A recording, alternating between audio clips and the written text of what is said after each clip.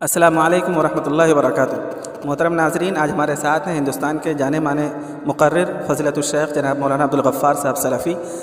آج ان سے ہم کچھ سوال کریں گے اور لوگوں کی معلومات کے لیے وہ جواب یوٹیوب پر اور سوشل میڈیا نیٹ ورک پر پوسٹ کیا جائے گا تاکہ لوگوں کو اسلام کے بارے میں اور شریعت کے معاملے میں کچھ جانکاریاں ملیں۔ شیخ، سب سے پہلا سوال ہے کہ نماز کے باہر سجدے میں دعا کر سکتے ہیں؟ بسم اللہ الرحمن الرحیم۔ دیکھیے، سجدے میں دعا کی فضیلت میں اللہ کے رسول صلی اللہ علیہ وسلم کی صحیح حدیثیں موجود ہیں۔ صحیح مسلم کی حدیث سے آپ صلی اللہ علیہ وسلم نے فرمایا کہ سجدے میں زیادہ سے زیادہ دعا کرو، فَإِنَّهُ قَمِنٌ أَن يُسْتَجَابَ لَكُمْ، سجدے کی دعا قبول ہوتی ہے۔ لیکن اس سے سجدہ نماز کا سجدہ مراد ہے۔ خاص دعا کے لیے ہم الگ سے سجدہ کریں، ایسا کوئی ثبوت نبی صلی اللہ علیہ وسلم سے یا صحابہ سے نہیں ملتا، بلکہ عام دعاؤں میں اللہ کے رسول صلی اللہ علیہ وسلم کی سنت ہے کہ ہم ہاتھ اٹھا کے دعا کریں۔ اور ترمذی وغیرہ کی صحیح روایت ہے، اللہ کے رسول نے فرمایا کہ جب بندہ اللہ کی بارگاہ میں ہاتھ اٹھا کے دعا کرتا ہے تو اللہ تعالیٰ بڑا حیا والا ہے، کریم ہے، اور اللہ کو اس بات سے حیا آتی ہے کہ اپنے بندے کو خالی ہاتھ لوٹائے۔ تو نماز کے باہر صرف دعا کے لیے الگ سے سجدہ کریں، یہ چیز مناسب نہیں ہے، صحیح نہیں۔ ہاں، ہم نماز کی حالت میں جو سجدہ کرتے ہیں، چاہے وہ فرض نماز ہو چاہے وہ نفل نماز ہو، اس میں ہم دعا کر سکتے ہیں۔ جیسے ہم جو عام طور سے سبحان ربی الاعلیٰ پڑھتے ہیں، اس کے علاوہ بھی جو بھی دعائیں معصورہ ثابت ہیں اللہ کے رسول صلی اللہ علیہ وسلم سے، یہاں تک کہ قرآن کے اندر بھی جو دعائیں ہیں، ربنا آتنا فی الدنیا حسنہ، لا الہ الا انت سبحانک انی کنت من الظالمین، ان سب چیزوں کو بھی ہم بطور دعا، بطور تلاوت تو سجدے میں تلاوت کرنا منع ہے، لیکن بطور دعا ان دعاؤں کو بھی ہم پڑھ سکتے ہیں۔ دوسرا سوال ہے، کیا شکر کی کوئی نماز ہے جسے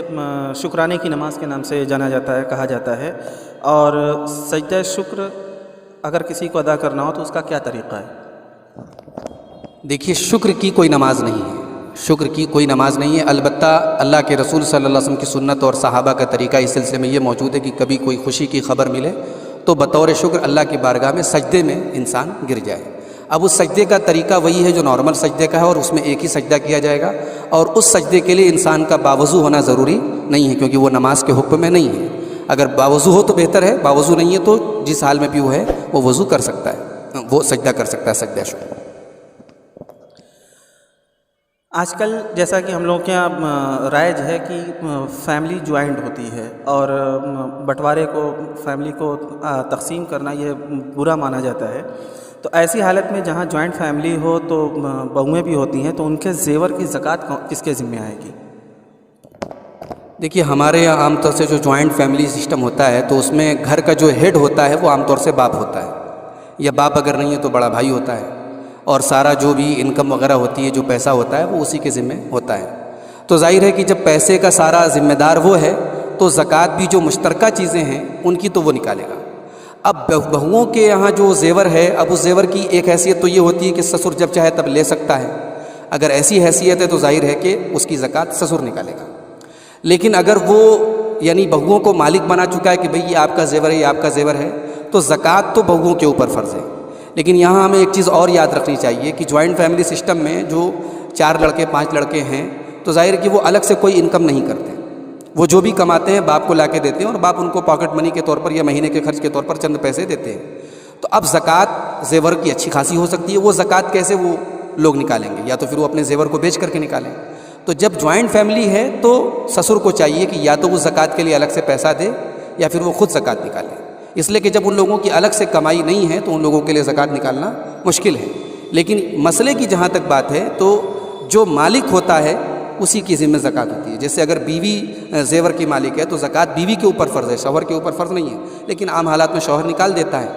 لیکن اگر شوہر انکار کر دے تو بیوی کو نکالنا پڑے گا۔ تو یہاں بھی وہی سچویشن ہے کہ سسر کو چاہیے کہ وہ نکال دے، اس لیے کہ سارا مال اس کے پاس آ رہا ہے، انکم ساری اس کے پاس آ رہی ہے، لیکن اگر سسر نہیں نکالتا ہے تب اس صورت میں بہو کو یا بہو کے جو شوہر ہیں ان کو نکالنے پڑے گا۔ ایک بہت اہم سوال ہے جس کی طرف عام لوگوں کا، ہم لوگوں میں سے معاشرے میں اس طرف دھیان نہیں جاتا ہے کہ بینک کے اندر جو انٹرسٹ آتا ہے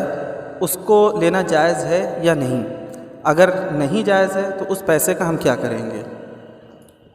دیکھیے، انٹرسٹ کی کوئی بھی شکل جو ہے وہ جائز نہیں ہے۔ اللہ کے رسول صلی اللہ علیہ وسلم کی واضح حدیثیں موجود ہیں، قرآن کی آیات موجود ہیں کہ انٹرسٹ یا سود حرام ہے۔ اس کے کھانے والے پر، کھلانے والے پر، لکھنے والے پر، گواہی دینے والے پر، سب پر اللہ کے رسول صلی اللہ علیہ وسلم نے لعنت کی ہے۔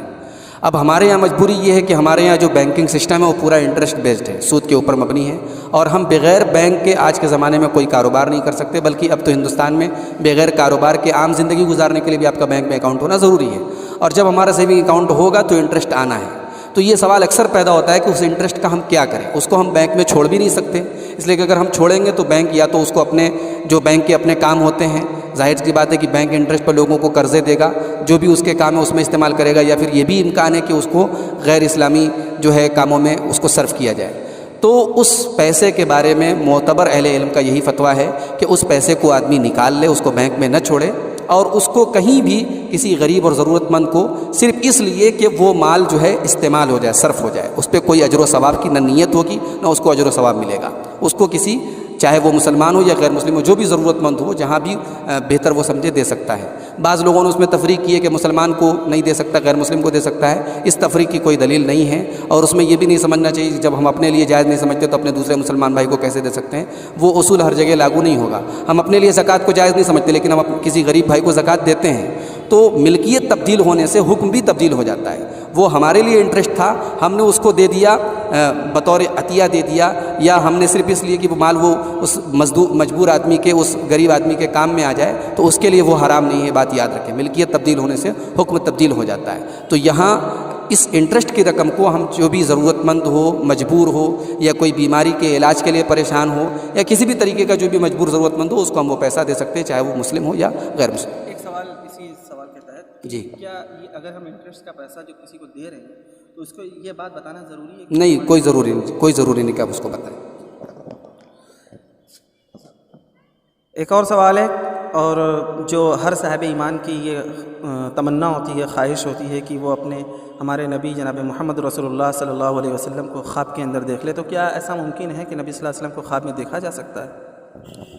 بالکل ممکن ہے، نبی صلی اللہ علیہ وسلم کو خواب میں دیکھا جا سکتا ہے۔ صحیح بخاری اور صحیح مسلم کی حدیث ہے، آپ نے فرمایا من رآنی فی المنام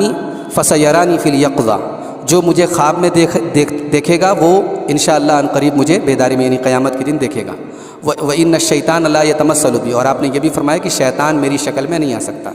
اس حدیث کی شرح میں علماء نے یہ لکھا ہے کہ اللہ کے نبی صلی اللہ علیہ وسلم کی جو معروف شکل ہے، جو حدیثوں میں بیان کی جو آپ کا حلیہ، اگر اس حلیے میں اللہ کے رسول صلی اللہ علیہ وسلم کو کوئی خواب میں دیکھے، یعنی خواب میں اس کو یہ بتایا جائے کہ اللہ کے رسول صلی اللہ علیہ وسلم ہیں، تو انشاءاللہ وہ اللہ کے رسول صلی اللہ علیہ وسلم ہی ہیں، اس لیے کہ شیطان آپ صلی اللہ علیہ وسلم کی شکل میں نہیں آ سکتا۔ اور جو خواب کی تعبیر بیان کرنے والے علماء ہیں، انہوں نے اس خواب کی تعبیر کو یعنی انسان کے حق میں خیر کا اور سعادت کا سبب بتایا، یہ انسان کے لیے ایک قسم کی بشارت ہے۔ لیکن یہاں یہ بات یاد رکھیں کہ ہر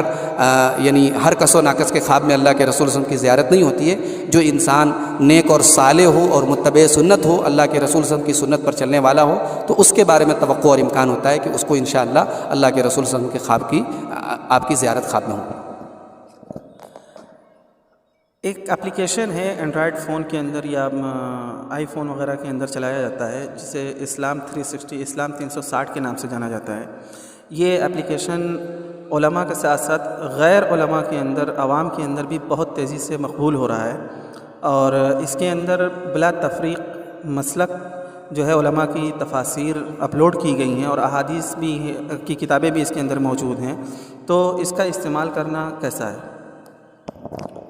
دیکھیے، ہماری معلومات کے مطابق یہ جو ایپ ہے اسلام 360 ایپ، یہ ایک معتبر اور آتھینٹک ایپ ہے، اور اس میں جو قرآن کے تراجم ہیں اس میں تقریباً تمام جو مکاتب فکر مشہور ہیں مسلمانوں کے یہاں، سب کے ترجمے اور تفسیریں موجود ہیں، اور احادیث کے جو ترجمے ہیں اس میں بھی جو اردو میں مستند ترجمے ہیں وہ ترجمے موجود ہیں، ساتھ میں حدیثوں پر حکم بھی لگایا گیا، اور عموماً جو حدیثوں پر حکم لگایا گیا ہے وہ مشہور محدث حافظ زبیر علی زئی رحمۃ اللہ علیہ کا حکم لگایا گیا ہے۔ تو اس ایپ کے استعمال میں کوئی حرج کی بات نہیں ہے، ایپ بالکل معتبر ہے اور قابل مبارکباد ہے۔ غالباً اس کے جو جنہوں نے اس ایپ کو شروع کیا ہے، زاہد حسین ان کا نام ہے، ہمارے پڑوسی ملک پاکستان کے رہنے والے ہیں، ان کی شروعات اور انہوں نے للہ فی اللہ اس ایپ کو شروع کیا ہے، اور اللہ کا فضل و کرم ہے کہ آج ایک بڑی تعداد میں اہل علم بھی اور عوام بھی اس ایپ سے استفادہ کر رہی ہے۔ بعض لوگوں نے اس ایپ پر کچھ اعتراضات بھی کیے ہیں، لیکن تحقیق کے بعد معلوم ہوا کہ وہ اعتراضات غلط ہے۔ اس ایپ میں کہیں کوئی خیانت اور کوئی ایسی غلطی سے کام نہیں لیے گیا، اگر کہیں کوئی چوک پائی گئی ہے اور جب ان کو بتایا گیا تو انہوں نے فوراً اس کی اصلاح بھی کی۔ ایک کنفیوژن لوگوں کے دلوں کے اندر رہتا ہے عام طور سے، اور یہ کنفیوژن ہمارے جماعت اہل حدیث کے لوگوں کے اندر بھی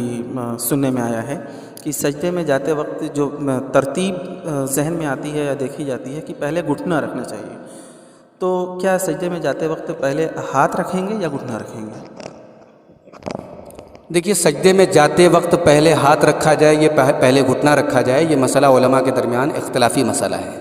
اس بارے میں 2 الگ الگ حدیثیں موجود ہیں۔ ایک حضرت وائل ابن حجر کی حدیث ہے جو ابو داؤد، ترمذی، نسائی وغیرہ کے اندر ہے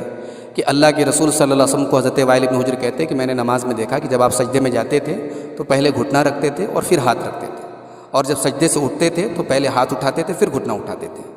دوسری طرف ابو داؤد، ترمذی اور مسند احمد وغیرہ کے اندر ایک دوسری روایت موجود ہے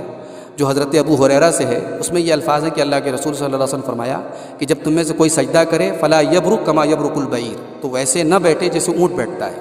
ولیضع یدیہ قبل رکبتیہ، اور اپنے دونوں ہاتھوں کو رکھے گھٹنا رکھنے سے پہلے۔ تو یہ جو دوسری حدیث ہے یہ علامہ البانی رحمۃ اللہ علیہ نے اس کو صحیح قرار دیا اور دیگر بہت سارے محدثین نے صحیح قرار دیا ہے، اور جو پہلے حضرت وائل ابن حجر کی جو حدیث ہے اس کو علامہ البانی وغیرہ نے ضعیف قرار دیا ہے۔ تو انہی دونوں حدیثوں کی بنیاد پر اہل علم کا اختلاف ہے۔ سعودی عرب میں خاص طور سے جو ہمارے بھائی رہتے ہیں تو چونکہ وہاں عام طور سے عمل اس پر ہے کہ پہلے جو ہے گھٹنا رکھا جاتا ہے، تو لوگ کنفیوژن کا شکار ہو جاتے ہیں۔ تو یہ بات یاد رکھی جائے کہ معتبر جو اور محقق جو علماء ہیں ان کے نزدیک زیادہ راجح بات یہی ہے کہ پہلے جو ہے ہاتھ رکھا جائے اور بعد میں گھٹنا رکھا جائے۔ پہلے گھٹنا رکھنے کی اور بعد میں ہاتھ رکھنے کی روایت مستند اور معتبر نہیں ہے، لیکن چونکہ ایک اختلافی مسئلہ ہے، اگر کہیں لوگ پہلے گھٹنا رکھتے ہیں تو اس مسئلے میں بہت تشدد نہیں برتنا چاہیے، لیکن جہاں تک دلیل کے اعتبار سے زیادہ راجح اور مضبوط بات ہے وہ یہی ہے کہ جب سجدے میں آدمی جائے تو پہلے ہاتھ رکھے بعد میں گھٹنا رکھے، اور اٹھنے کے ٹائم پہلے گھٹنا اٹھے اور بعد میں ہاتھ اٹھے۔ ایک سوال اور ہے کہ ہمارے یہاں معاشرے میں لڑکیوں کی جہاں شادی ہوتی ہے، جہاں بارات آنے والی ہوتی ہے، ان کے یہاں بھی بڑی لمبی چوڑی دعوتیں ہوا کرتی ہیں، تو اس دعوت کی شرعی حیثیت کیا ہے، اور کیا اس دعوت میں شریک ہونا جائز ہے؟ دیکھیے، نبی صلی اللہ علیہ وسلم کے زمانے میں، صحابہ کے زمانے میں، خیر القرون میں جو شادیاں تھیں جن کا تذکرہ ہمیں حدیث کی کتابوں میں ملتا ہے، اس میں شادیوں میں جو دعوت کا اہتمام ہوتا تھا یا جس دعوت کا ذکر ملتا ہے وہ مردوں کے یہاں، یعنی جو لڑکا جس کا نکاح ہو رہا ہے اس کے یہاں دعوت ہوتی ہے، اس کو دعوت ولیمہ کہا جاتا ہے، اور حدیث کی کتابوں میں اسی کا ذکر ہمیں ملتا ہے۔ لڑکی کے والد کی طرف سے کسی قسم کی دعوت کا ثبوت ہمیں نبی صلی اللہ علیہ وسلم کے عمل میں یا صحابہ کے عمل میں نہیں ملتا، اس لیے اس دعوت سے پرہیز کرنا چاہیے، یہ دعوت نہیں کرنا چاہیے۔ مگر یہاں ہم جو دیکھتے ہیں کہ بعض لوگوں کے یہاں بہت زیادہ تشدد ہے اور اس دعوت کو بالکل حرام مانتے ہیں، اور بعض جگہوں پر ایسا بھی دیکھا گیا کہ لڑکی کے یہاں اگر دعوت ہے تو وہ کہتے ہیں کہ بھئی ہم جائیں گے، سارے کاموں میں شریک ہوں گے، لیکن ہم دعوت نہیں کھائیں گے، تو یہ تشدد بھی مناسب نہیں ہے۔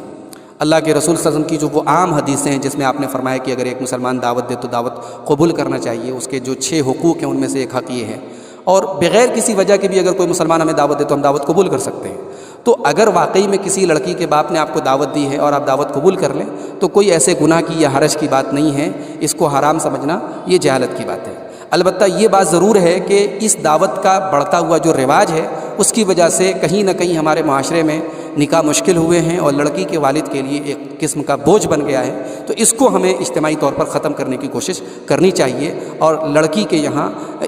جو بارات لے کر کے جاتے ہیں لوگ 100-150 لوگ، یہ تصور ختم کرنے کی ضرورت ہے۔ لیکن جو حلت اور حرمت والا مسئلہ ہے اس کو ہم یعنی اس کو شدت کے ساتھ ہم حرام نہیں کہہ سکتے، زیادہ زیادہ ہم یہ کہہ سکتے ہیں کہ یہ چیز ایسی ہے کہ جو نبی صلی اللہ علیہ وسلم کے زمانے میں، صحابہ کے زمانے میں شادیوں میں رائج نہیں تھی، اس سے ہمیں پرہیز کرنا چاہیے۔